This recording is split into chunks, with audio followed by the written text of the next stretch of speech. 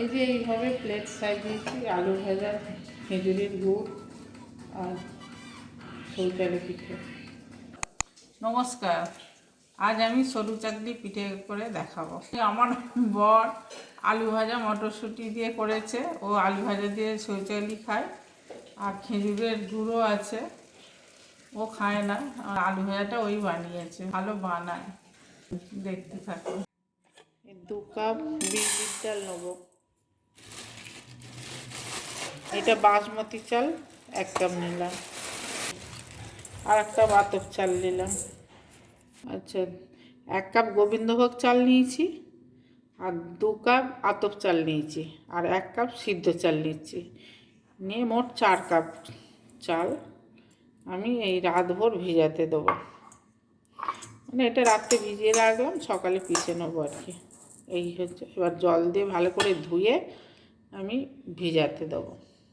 এই যে বিউলির ডাল ভিজিয়ে রেখেছিলাম, পিষে নেবো মিক্সচার মেশিনে।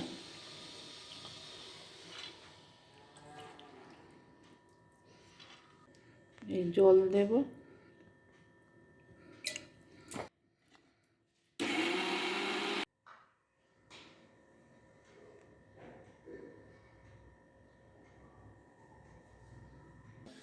আর একবার ঘুরিয়ে দেব।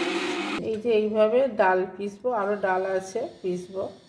এটা ডাল পেশা এইভাবে পিসতে হবে, মিহি করে পিসতে হবে। এই যে চালটা ভিজিয়ে রেখেছিলাম, ওটাও পিষে নেব।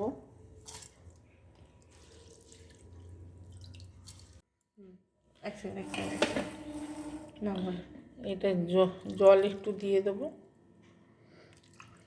জল দিলে সুন্দর পিসা হবে। আমি গুঁড়ো করে পিসি না, আমি সরু চালি পিঠে করলে এই জলে ভিজিয়ে গালিয়ে মিহি করে পিষে এইভাবে ডালে চালে মিশিয়ে সরু চালে পিঠে করি। আলাদা আলাদা আলাদা পিষে নিয়ে মিক্সড করে তারপর পিঠে বানাবো। এই যে চালটাও পেশা হয়ে গেছে, এবার একটা বাসনে ঢালবো। রাতে যে চাল আর ডাল ভিজিয়েছিলাম, আজকে পুরো পিষে নিলাম। এইটা 6 কাপ চাল ছিল, 2 কাপ আতপ চাল, 2 কাপ সিদ্ধ চাল, 2 কাপ গোবিন্দভোগ চাল, আর এটা ছিল 2 কাপ বিউলির ডাল। এবার এগুলো সব পেশা হয়ে গেছে, এবার একসাথে মেশাবো। একটু নুন দেবো, নুন দিয়ে পুরো ঘোল বানিয়ে নেব। দেখ, অল্প অল্প করে মেশাবো, একসাথে মেশাবো না। আমাদের পরিবারে অনেকজন, সেই জন্যেই আমার অনেকটাই লাগে।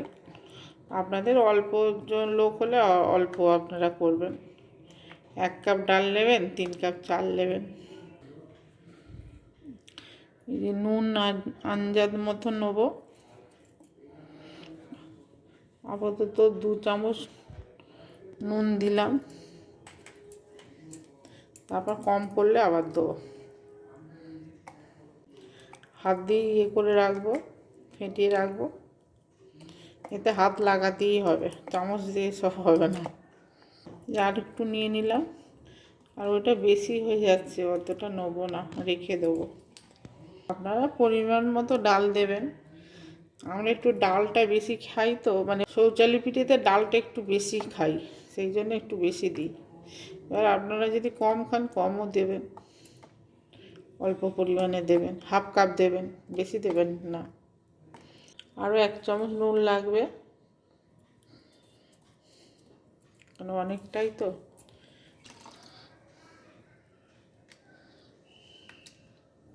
সরু চালি পিঠের মাখাটা খুব পাতলাও না, খুব ঘনও না। এইটাকে আমি খুব করে নাড়বো,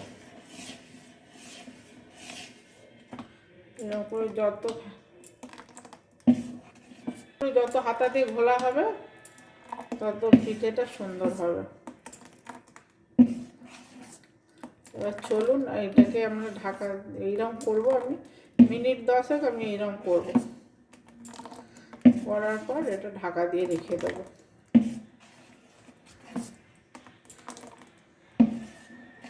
কাপড় দিয়ে আমি চাপা দিয়ে রাখলাম।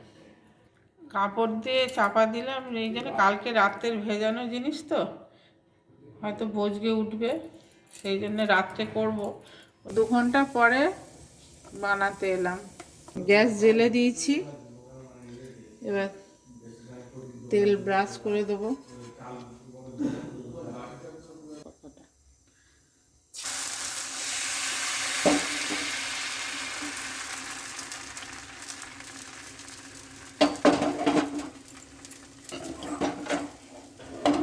এইভাবে করতে থাকবো, চাপা দিয়ে দেবো, একটু জোর দিলে তাড়াতাড়ি উঠে যাবে।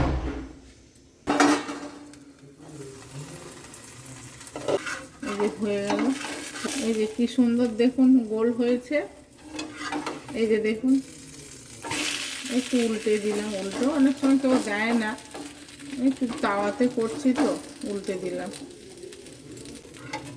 এই যে দেখুন কত সুন্দর জালি জালি হয়েছে। থেকে পাতলাও করা যাবে, পাতলা গোলাটা যে পাতলা করলে পাতলাও হবে। ওই জলের একটু ছিটে দিয়ে দিলেই হয়ে যাবে, খুন্তি দিয়ে একটু জালি জালি হয়ে যাবে। এই যে এটা তুলে নিলাম।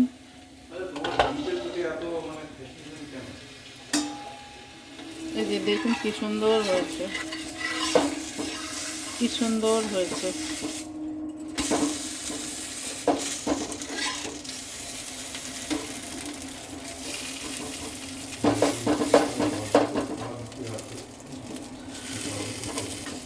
দেখুন এরকম পরপর আমি করতে থাকবো। এই যে এইভাবে প্লেট সাজিয়েছি, আলু ভাজা, খেজুরের গুড় আর সরু চালের পিঠে। আমার তৈরি সরু চাকলি পিঠে যদি আপনাদের ভালো লেগে থাকে আপনারা শেয়ার করবেন আর একটা লাইক করে দেবেন। আপনাদের কেমন লাগলো জানাবেন। নমস্কার।